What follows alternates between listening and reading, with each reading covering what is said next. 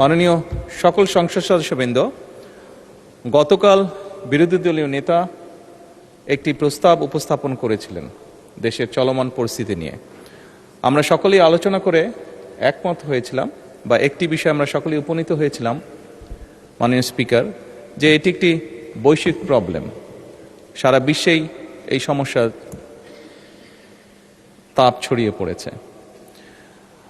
মাননীয় বিরোধী দলীয় নেতা ওনার বক্তব্যে বাংলাদেশের এটি যে কনসার্ন সেটি এক্সপ্রেস করেছিলেন উনি,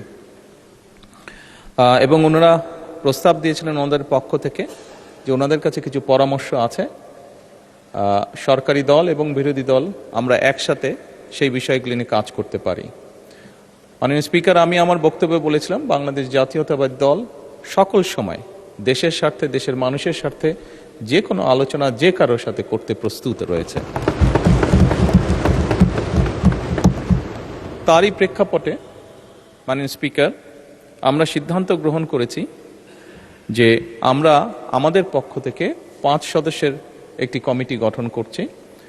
আমি আপনার মাধ্যমে বিরোধী দলীয় নেতা এবং বিরোধী দলকে অনুরোধ করব, ওনারাও যদি 5 জনের নাম দেন তাহলে এই 10 জন ব্যক্তি বসে এই বিষয়গুলোর উপর আলোচনা করতে পারে। কোনো পরামর্শ থাকলে কোনো পরামর্শ থাকলে এই কমিটির মাধ্যমে সেটি সরকারের কাছেও আসলো এবং সরকার সেটার মধ্যে কোনো বাস্তবতা থাকলে অবশ্যই সেটি কার্যকর করার উদ্যোগ গ্রহণ করবে। আমি মাননীয় স্পিকার আপনার সামনেই নামগুলো এখন উপস্থাপন করতে চাচ্ছি। আমাদের পক্ষ থেকে এখানে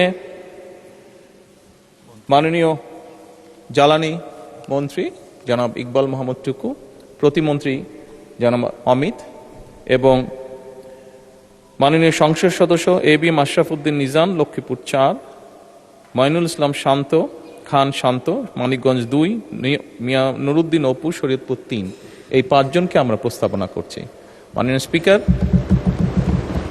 আমি বিরোধী দলীয় নেতাকে অনুরোধ করব ওনাদের পক্ষ থেকে নামগুলো যদি দ্রুত আমাদের কাছে দেন তাহলে এই কমিটি দ্রুত কাজ শুরু করতে পারবে। ধন্যবাদ মাননীয় স্পিকার।